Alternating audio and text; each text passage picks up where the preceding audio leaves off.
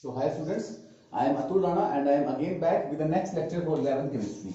With the next lecture for 11th chemistry. Okay, with the next lecture for 11th chemistry, chapter 2. Chapter 2, that is structure of atom. That is structure of atom. Okay. So हमने अब तक पढ़ लिया था Maxwell theory के बारे में। Maxwell theory क्या थी या पीछे जाके देख लेना, मेरे पिछले लेक्चर में Maxwell theory of this electromagnetic radiation is there. Okay, now here comes the failure of Maxwell theory. Here comes the failure of Maxwell theory. Failure of Maxwell theory. Failure of Maxwell theory. Failure of Maxwell theory. अब जो Maxwell की theory थी, it failed. Theory of Maxwell fail, उसकी theory fail होगी। ठीक है, दो कारण थे जिसके कारण ये फेल होगी। एक इसका कारण था, first reason for the failure of this theory, इसकी फेल होने का फर्स्ट रीजन था जो उसने पोस्टुलेट किया था। मैक्सवेल ने क्या बोला था? इसने बोला था कि दिस रेडिएशंस आर कॉन्टिन्यूस, कि जो सोर्स ऑफ एनर्जी से रेडिएशंस आते हैं दे आर कॉन्टिन्यूस। उसने बोला था radiations are continuous, radiations are continuous, radiations are continuous. अगर कॉन्टिन्यूस रेडिएशंस है, अगर रेडिएशंस क्या है? कॉन्टिन्यूस है। कॉन्टिन्यूस रेडिएशंस का मतलब क्या होता है? अगर रेडिएशन कॉन्टिन्यूस है उसका मतलब है उनकी एनर्जी भी क्या होगी? कॉन्टिन्यूस। एक जैसी रेडिएशंस है, एनर्जी उनकी क्या होगी? सेम होगी, एनर्जी सेम होगी। एनर्जी किसकी वजह से? फ्रीक्वेंसी की वजह से होती है। अगर कोई वेव ऐसे जा रही है उसकी एनर्जी कम है, कोई इधर जल्दी फास्ट से जा रही है तो उसकी एनर्जी ज्यादा है। तो एनर्जी को मापते हैं इन द फॉर्म ऑफ फ्रीक्वेंसी, तो उसकी फ्रीक्वेंसी भी क्या होगी? ज्यादा होगी, फ्रीक्वेंसी भी सेम होगी। ये मतलब आ गया कि radiations are continuous, energy same होगी। ठीक है, तो उसकी मतलब जितने भी रेडिएशंस हैं उनकी सबकी एनर्जी क्या होगी? सेम होगी। सबकी एनर्जी क्या होगी? सेम होगी। Getting the point? सबकी एनर्जी क्या होगी? सेम होगी। ठीक है, तो अब इलेक्ट्रोमैग्नेटिक रेडिएशंस किस टाइप की मैंने तुम्हें बताया था। ठीक है, रेज बड़ी इलेक्ट्रोमैग्नेटिक रेज कौन सी होती हैं? मैं तुम्हें शायद नहीं पढ़ाया तो पढ़ लो। कॉस्मिक रेज, कॉस्मिक रेज, इनकी फ्रीक्वेंसी सबसे ज्यादा होती है। इनकी फ्रीक्वेंसी होती है 10⁻24 हर्ट्ज, कॉस्मिक रेज। ठीक है, कॉस्मिक रेज के बाद आता है गामा रेज, गामा रेज। ठीक है, गामा रेज की फ्रीक्वेंसी होती है 10⁻22 हर्ट्ज। ठीक है, इसके बाद आता है गामा रेज के बाद आते हैं एक्स रेज, इनकी फ्रीक्वेंसी होगी 10⁻18 हर्ट्ज के करीब। ठीक है, ये कंफर्म कर लेना बुक में कितनी फ्रीक्वेंसी है। Cosmic rays, gamma rays, X rays, फिर आ जाती है यूवी रेज। यूवी रेज पढ़ी है ना सनलाइट में, तो पढ़ी हुई तुमने, यूवी रेज आ गई। ठीक है, फिर आती है visible light. Visible light, visible light कितने कलर की होती है? विबग्योर, विबग्योर होती है। ठीक है, फिर ये सारी इलेक्ट्रोमैग्नेटिक रेडिएशंस है। They these all rays move with the speed of light, these all rays move with the speed of light. तुम्हें सिर्फ ये दिखती है क्योंकि ये विजिबल लाइट है, तुम्हें दिखती है। बाकी जो रेज आ रही है सन से ये तुम्हें दिखाई नहीं देती, ये तुम्हें दिखाई नहीं देती। ठीक है, फिर आगे विजिबल लाइट आएगी, इसमें आ गया विबग्योर आ गया।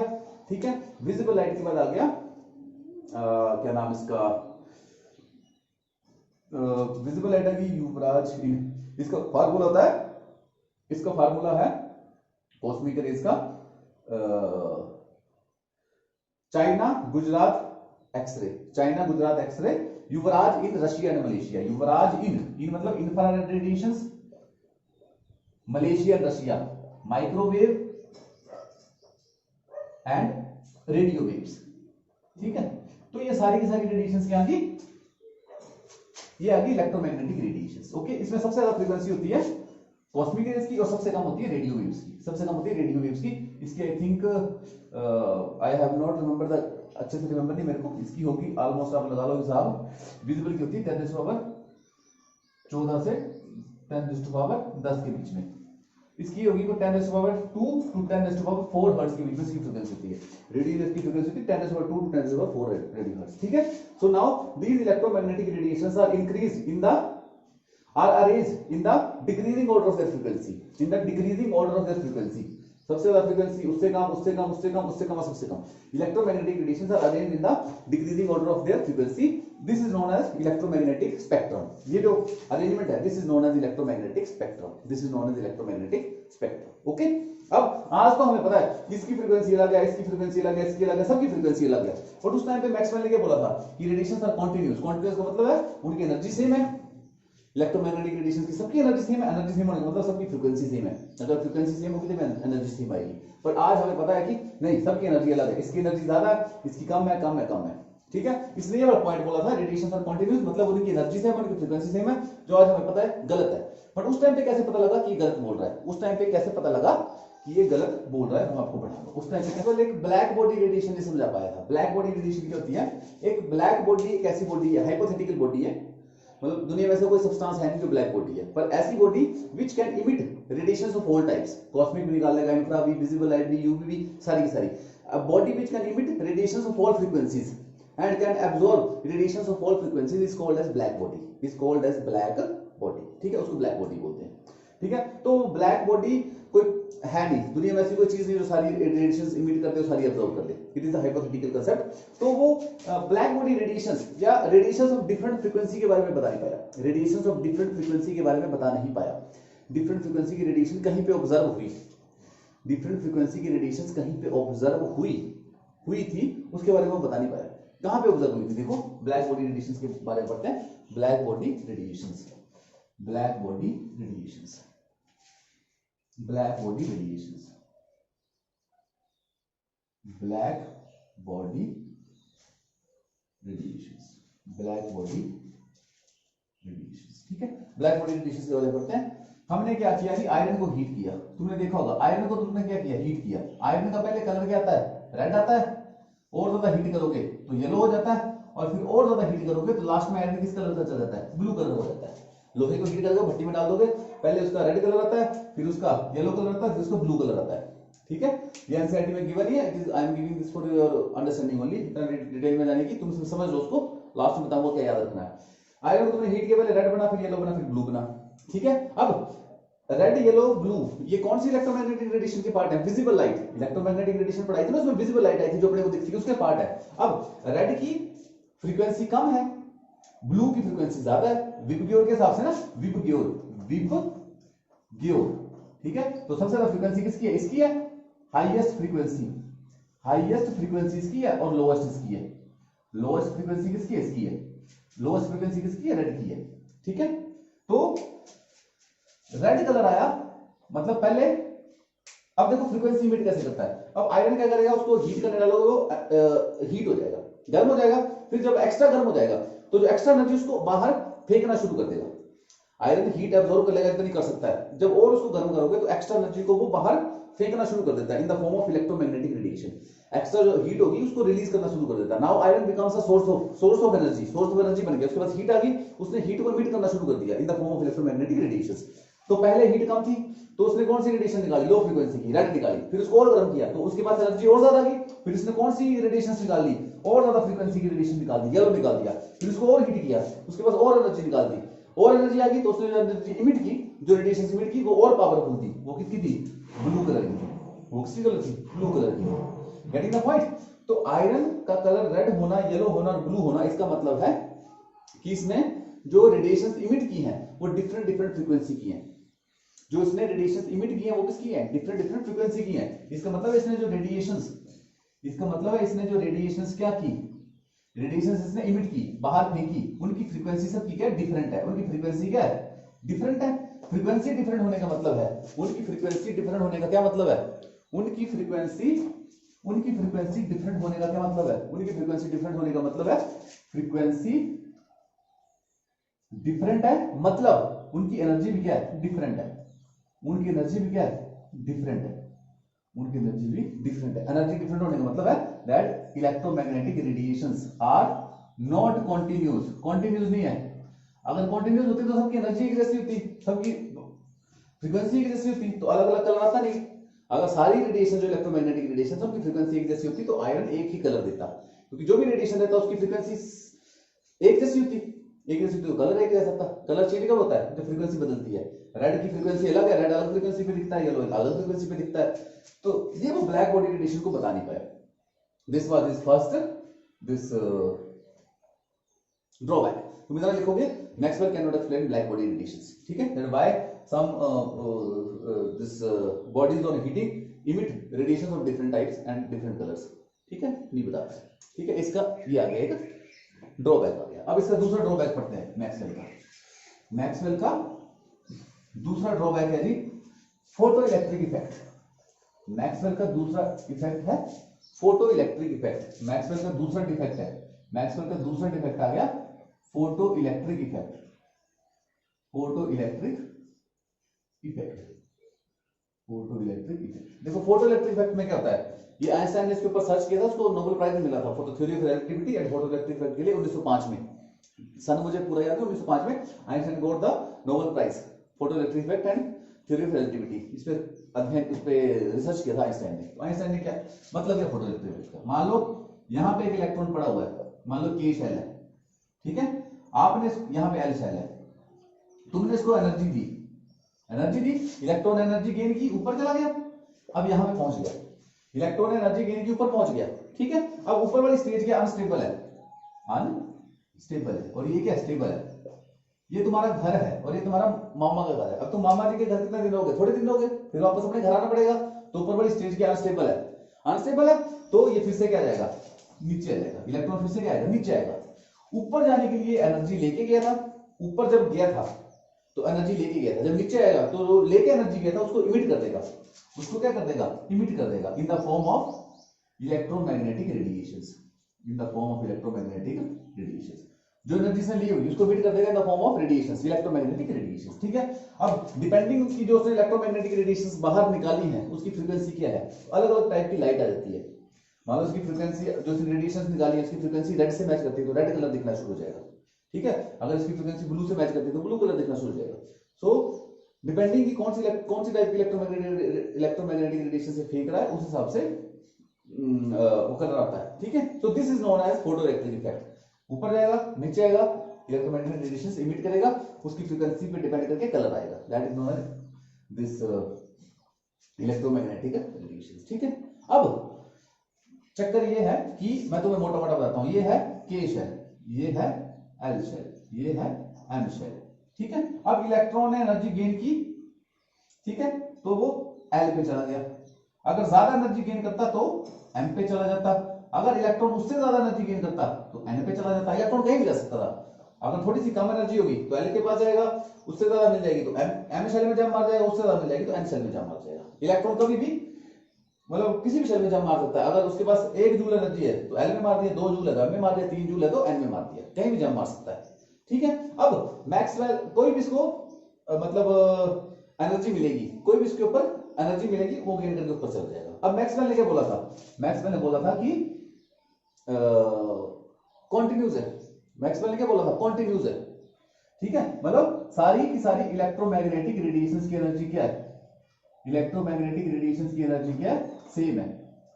इलेक्ट्रोमैग्नेटिक रेडिएशंस की एनर्जी क्या है, उसके हिसाब से सारी की सारी इलेक्ट्रोमैग्नेटिक रेडिएशंस की एनर्जी क्या सेम है, ठीक है। उसके हिसाब से सारी की सारी इलेक्ट्रोमैग्नेटिक रेडिएशन की एनर्जी सेम है, ठीक है। तो इलेक्ट्रॉन जितनी एनर्जी अभी एब्जॉर्ब करेगा उतनी एनर्जी 10 मिनट बाद एब्जॉर्ब करेगा, उतनी एनर्जी 20 मिनट बाद एब्जॉर्ब करेगा, क्योंकि जितनी भी लाइट पड़ जाए एनर्जी तो सबकी बराबर ही है, एनर्जी सबकी बराबर ही है। तो इलेक्ट्रॉन हमेशा मतलब जैसे K से N में करता है तो K से M में करना चाहिए, या K से L में करता है तो K से L में करना चाहिए, क्योंकि अगर सेम एनर्जी है तो जंप भी सेम ही होगा, हमेशा जंप सेम होगा। पर इलेक्ट्रॉन का जंप सेम नहीं होता, कभी K में चल जाता है, कभी L में चल जाता है, कभी M में चल जाता है। क्यों? क्योंकि एनर्जी जो आती है, जैसे कॉस्मिक रेज पड़ेगी, इसके ऊपर अगर कॉस्मिक रेज पड़ती है उनकी एनर्जी ज्यादा है, उनको ऊपर उछाल देती। अगर इसके ऊपर रेडियो वेव्स पड़ती, रेडियो वेव्स की एनर्जी कम है, वो उसको नीचे तक लेके जाती, ठीक है। तो इसका डिफरेंट शेल्स में जंप मारना बताता है कि इसके ऊपर जो लाइट पड़ रही है उनकी फ्रीक्वेंसी एक जैसी नहीं है। अगर ज्यादा फ्रीक्वेंसी की लाइट पड़ेगी इसके ऊपर रेडिएशन पड़ेगी तो ज्यादा ऊपर चला जाएगा, कम फ्रीक्वेंसी पड़ेगी तो कम ऊपर चल जाता है ये, और ऐसे ही जाता है ये, ऐसा नहीं कि हमेशा एक ही शेल में जाता है। अगर मैक्सवेल को सच माने तो उसके अनुसार सबकी एनर्जी सेम ही है, तो कोई भी लाइट फेंकोगे तो ये सेम ही जंप मारेगा। अगर कॉस्मिक रेज से एल में जाता है तो इंफ्रा से भी एल में ही जाना चाहिए, क्योंकि ऐसा नहीं होता, इंफ्रा मारोगे तो एल में जाएगा, कॉस्मिक मारोगे तो एल में निकल जाएगा। तो ये फोटो इलेक्ट्रिक इफेक्ट भी को एक्सप्लेन नहीं कर पाया, Maxwell can not explain this photo electric effect and क्या नाम है दूसरे का, photo electric effect and this photo electric effect and this black body radiation को एक्सप्लेन नहीं कर पाया था। एक तो इसका ड्रॉबैक मैक्सवेल का ही आ गया, ठीक है। अब मैक्सवेल के ड्रॉबैक को काटने के लिए थ्योरी किसने दी थी, प्लैंक्स ने दी। मैक्सवेल के ड्रॉबैक्स को काटने के लिए किसने थ्योरी दे दी, थ्योरी दे दी प्लैंक्स ने, ठीक है, Planck's theory. Planck's quantum theory. अब प्लैंक्स क्वांटम क्या है ये मैं तुम्हें बता देता हूं। प्लैंक्स क्वांटम, ठीक है, theory is the Planck's quantum theory. Planck's quantum theory छोटी सी थ्योरी है, मैक्सवेल की कमियों को सुधारने के लिए प्लैंक्स ने थ्योरी दी, प्लैंक्स क्वांटम थ्योरी, ठीक है। इसका फर्स्ट पोस्टुलेट क्या बोला इसने कि energy emitted is not continuous, energy emitted is not continuous, continuous energy नहीं होती है, ठीक है। It is emitted, energy emitted is not continuous, continuous नहीं, it is emitted in the form of packets of energy. अब मेरे को देखते रहना, आपने पता लग जाएगा तुम्हें। It is emitted